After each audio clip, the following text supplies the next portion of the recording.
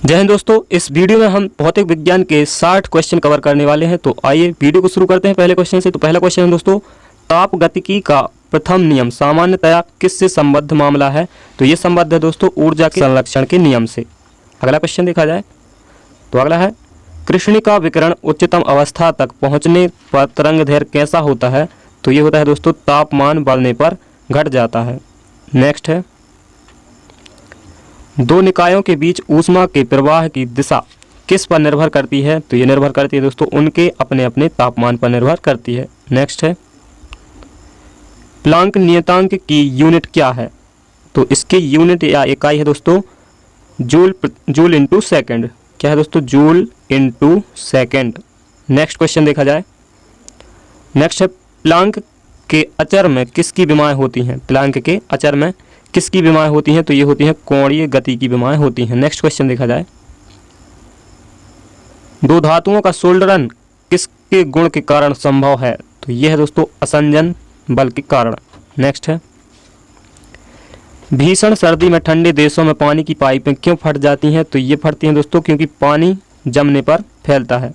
क्योंकि जमने पर क्या होता है दोस्तों? पानी फैलता है, इसलिए पानी की पाइपें फट जाती हैं। नेक्स्ट है,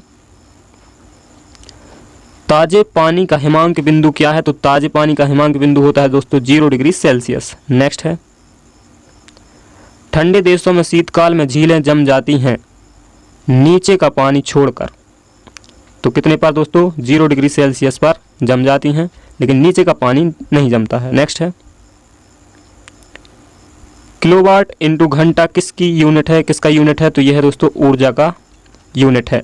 नेक्स्ट है, वह तापमान जिसका फ़ारेनहाइट और सेल्सियस दोनों पैमाने पर वही होता है, तो वो कौन सा है दोस्तों? -40 डिग्री। -40 पर दोस्तों फ़ारेनहाइट और सेल्सियस दोनों बराबर होते हैं। नेक्स्ट है, आपेक्षिक आर्द्रता को किस रूप में व्यक्त किया जाता है? तो आपेक्षिक आर्द्रता को किया जाता है प्रतिशत के रूप में व्यक्त किया जाता है। नेक्स्ट है, थर्म किसका यूनिट है? तो थर्म है दोस्तों ऊष्मा का यूनिट। नेक्स्ट है, जल का क्वथनांक उच्च तुंगता पर किस कारण से घट जाता है? तो ये घटता है दोस्तों निम्न वायुमंडलीय दाब के कारण घट जाता है। नेक्स्ट है, जब किसी पाषाण खंड को पानी में डुबोया जाता है तो वह समान काल स्थान में पानी को विस्थापित कर देता है। तो किसको करता है? समान आयतन को पानी में विस्थापित करता है। नेक्स्ट है, जल का घनत्व 1 ग्राम प्रति क्यूबिक सेंटीमीटर है। यह बिल्कुल सही है। कितने पर दोस्तों? 4 डिग्री सेल्सियस ताप पर सही है। नेक्स्ट है, बादल किस कारण वायुमंडल में तैरते हैं? तो इसका कारण है दोस्तों निम्न घनत्व के कारण तैरते हैं। नेक्स्ट है, वायु की क्षैतिज गति से होने वाले ऊष्मा के अंतरण को क्या कहते हैं? तो इसको कहते हैं अभिवहन। नेक्स्ट है, एक वास्तविक गैस किसमें एक आदर्श गैस के रूप में क्रिया कर सकती है? तो ये करती है दोस्तों निम्न दाब और उच्च ताप पर एक आदर्श गैस के रूप में क्रिया कर सकती है। नेक्स्ट है, क्रायोजेनिक किससे संबंधित विज्ञान है? तो ये है दोस्तों निम्न ताप से संबंधित विज्ञान है क्रायोजेनिक। नेक्स्ट है,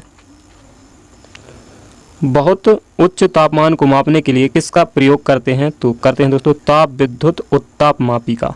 नेक्स्ट है, तारों का रंग किस पर निर्भर करता है? तो ये करता है दोस्तों तापमान पर। नेक्स्ट है, गैस फ्लेम यानी ज्वाला के सबसे गर्म भाग को क्या कहते हैं? तो सबसे गर्म भाग को कहते हैं दोस्तों नॉन ल्यूमिनस जोन। नेक्स्ट है, जल वाष्प में भंडारित ऊष्मा कौन सी ऊष्मा है? तो यह है दोस्तों गुप्त ऊष्मा। नेक्स्ट है, कोई पिंड ऊष्मा का सबसे अधिक अवशोषण करता है जब वह हो कैसा हो? काला और खुरदरा। नेक्स्ट है, तप्त जल के थैलों में जल का प्रयोग किया जाता है। तप्त जल के थैलों में जल का प्रयोग किया जाता है क्योंकि इसकी विशिष्ट ऊष्मा अधिक है। नेक्स्ट है, धातु की चायदानियों में लकड़ी के हैंडल क्यों लगे होते हैं? तो ये लगे होते हैं दोस्तों लकड़ी ऊष्मा की कुचालक होती है, इसलिए चायदानियों में लकड़ी के हैंडल लगे होते हैं। नेक्स्ट है, बर्फ को बुरादे में पैक क्यों किया जाता है? तो ये क्यों किया जाता है दोस्तों? क्योंकि बुरादा ऊष्मा का कुचालक होता है। तो ये ऊष्मा को अंदर जाने नहीं देता, इससे बर्फ क्या होता है, पिघलता नहीं है। नेक्स्ट है ताप उत्क्रमण होता है, तो ताप उत्क्रमण होता है दोस्तों धनात्मक ह्रास दर। नेक्स्ट है प्रिज्म से गुजारने पर प्रकाश का कौन सा रंग सबसे अधिक विचलन दर्शाता है, तो ये दर्शाता है दोस्तों बैगनी, और सबसे कम विचलन दर्शाता है दोस्तों लाल रंग। नेक्स्ट है किसी पदार्थ का फोटोग्राफ लेने के लिए अपेक्षित उद्भासन काल किस पर निर्भर करता है, तो ये करता है दोस्तों पदार्थ की चमक पर। नेक्स्ट है जब रंगीन अक्षरों पर समतल कांच की पट्टी रखी जाती है तो कौन सा अक्षर कम उठा हुआ दिखाई देता है, तो कम उठा हुआ दिखाई देता है लाल अक्षर। नेक्स्ट है चक्षुष प्रदर्श एकक में प्राथमिक रंग कौन कौन है, तो प्राथमिक रंग है दोस्तों लाल, हरा, नीला। नेक्स्ट है ल्यूमेन एकक है, तो ल्यूमेन किसकी इकाई दोस्तों, ज्योति फ्लक्स की इकाई है।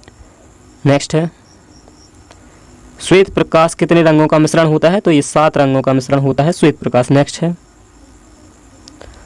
अवतल लेंस हमेशा किस प्रकार का प्रतिबिंब बनाता है, तो ये बनाता है दोस्तों आभासी प्रतिबिंब। नेक्स्ट है किसी वस्तु का आवर्धित और आभासी प्रतिबिंब प्राप्त करने के लिए किसका प्रयोग किया जाता है, तो ये अवतल दर्पण का प्रयोग किया जाता है। नेक्स्ट है आवर्धक लेंस वास्तव में क्या होता है, तो आवर्धक लेंस होता है दोस्तों उत्तल लेंस। नेक्स्ट है प्रकृति में सबसे सशक्त बल कौन सा है, तो प्रकृति में सबसे सशक्त बल है दोस्तों नाभिकीय बल। नेक्स्ट है प्रकाश ऑक्सीकरण प्रक्रिया किसके द्वारा शुरू की जाती है, तो ये शुरू की जाती है दोस्तों प्रकाश द्वारा। नेक्स्ट है परिदर्शी यानी कि पेरिस्कोप किस सिद्धांत पर काम करता है, तो ये करता है दोस्तों परावर्तन के सिद्धांत पर काम करता है। नेक्स्ट है प्रकाशीय फाइबर किस सिद्धांत पर कार्य करता है, तो ये करता है पूर्ण आंतरिक परावर्तन पर कार्य करता है। नेक्स्ट है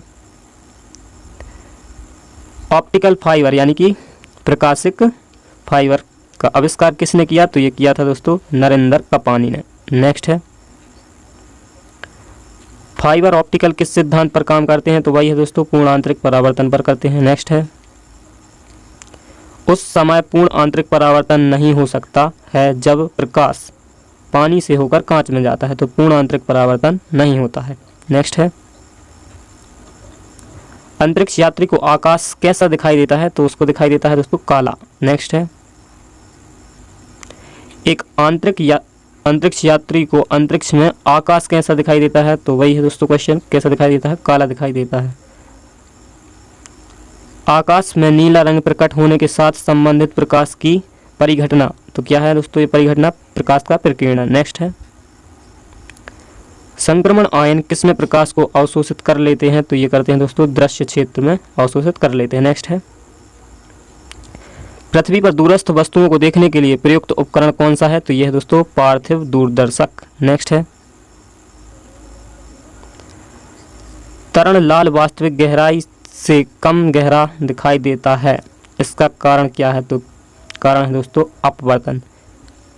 नेक्स्ट है पानी की टंकी ऊपर से देखने पर कम गहरी दिखाई देने का क्या कारण है, तो वही कारण है दोस्तों प्रकाश का अपवर्तन। नेक्स्ट है